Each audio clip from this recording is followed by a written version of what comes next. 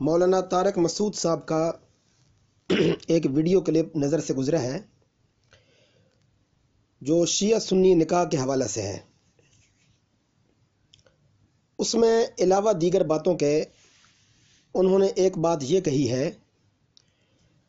کہ اگر کوئی سنی لڑکی کسی رافضی لڑکے سے نکاح کرنا چاہے یا کوئی سنی لڑکا کسی رافضی لڑکی سے نکاح کرنا چاہے تو وہ فلاں فلاں مدارس کے دارالافتاء میں جا کر پہلے تحقیق کرے اور پھر اس کے بعد اگر نکاح ممکن ہو تو کر لے۔ ان کا کہنا تھا کہ ان کے بعض فرقے متصادم اسلام عقائد رکھتے ہیں اور بعض توحید پہ ہوتے ہیں، ان سے نکاح گویا کہ ہو سکتا ہے۔ یہ مولانا طارق مسعود صاحب کی سراسر نادانی اور روافض کے عقائد سے لا علمی کی دلیل ہے۔ گزارش یہ ہے کہ پچھلی 2 صدیوں سے اب تک روافض کے بنیادی طور پر 2 فرقے مشہور ہیں، نمبر 1 امامیہ اور نمبر 2 نصیریہ، اور ان دونوں کے عقائد خلاف اسلام ہیں۔ صحابہ کرام کی تکفیر کرتے ہیں، تبرہ کے قائل ہیں، قرآن کی تحریف کے قائل ہیں، حضرت ام عائشہ صدیقہ رضی اللہ تعالیٰ عنہا پر الزام کی حقیقت کے قائل ہیں، الیاذ باللہ ثم الیاذ باللہ۔ اور اس کے بعد جو زیدیہ فرقہ ہے جو یمن کے چند علاقوں میں انتہائی محدود تعداد میں پائے جاتے ہیں، النادر کالمعدوم کے تحت وہ کسی بحث یا کسی ذکر اور ضمن میں نہیں آتے۔ اس لیے یہ کہنا کہ اگر کسی سنی لڑکی نے رافضی سے نکاح کرنا ہو تو وہ فلاں فلاں دارالعلوم جائے اور تحقیق کرے، یہ بالکل غلط ہے۔ ان کے عقائد خلاف اسلام ہیں، اور یہ بلا وجہ آج کل کے اس برا رفی کے دور میں جب کہ لوگ دن بدن عقائد سے دور ہو رہے ہیں، اسلام سے دور ہو رہے ہیں، ان حالات کے اندر اس قسم کی گنجائش دینا یہ مسلمانوں کو تباہ کرنے کے مترادف ہے۔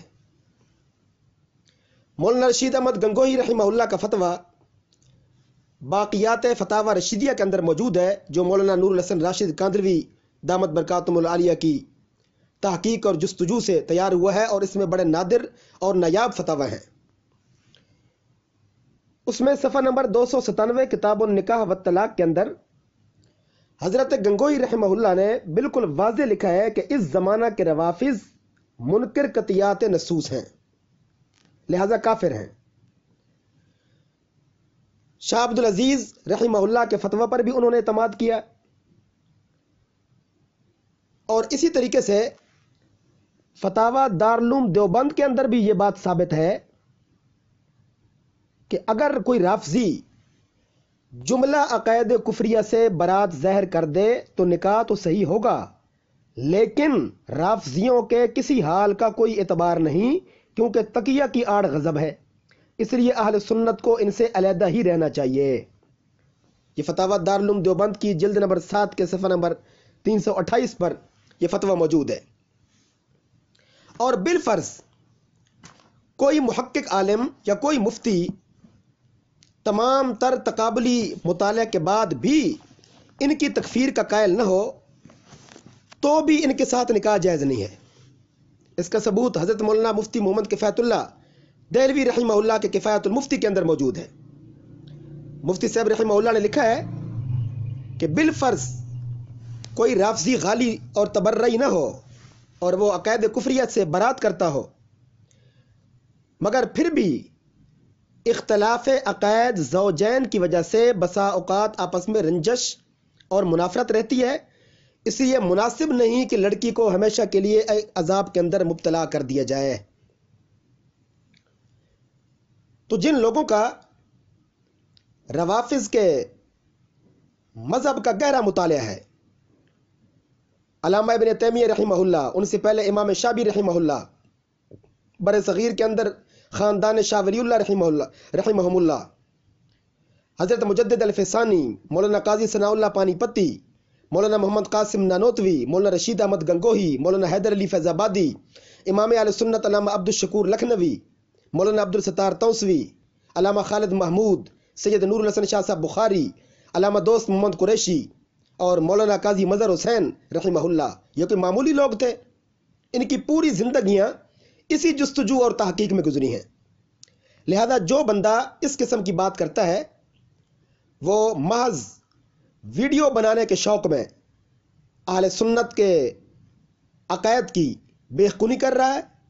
اور ایسے لوگوں کی باتوں کو قطعاً کوئی اہمیت نہیں دینی چاہیے۔ آج کے دور میں جبکہ ان نازک مسائل پر بڑی تحقیق اور جستجو کی ضرورت ہے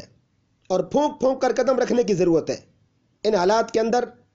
ایسی مداہنت کا اظہار یہ لوگوں کو دین سے دور کرنے کے مترادف ہے۔ لہٰذا انہوں نے جو کچھ کہا ہے بالکل غلط کہا ہے۔ اہل سنت کا اہل تشیع کے ساتھ بنیادی اختلاف ہے، ان کے ساتھ بالکل نکاح جائز نہیں ہے کسی صورت میں، اور اس پر ذمہ دار مفتیان کرام، ذمہ دار ادارے، ان کے فتاوی موجود ہیں۔ اس قسم کے جو فیس بکی اور انٹرنیٹ کے محققین ہیں ان کی آراء سے دور ہی رہنا چاہیے۔ اللہ تبارک و تعالی شر سے محفوظ رکھے۔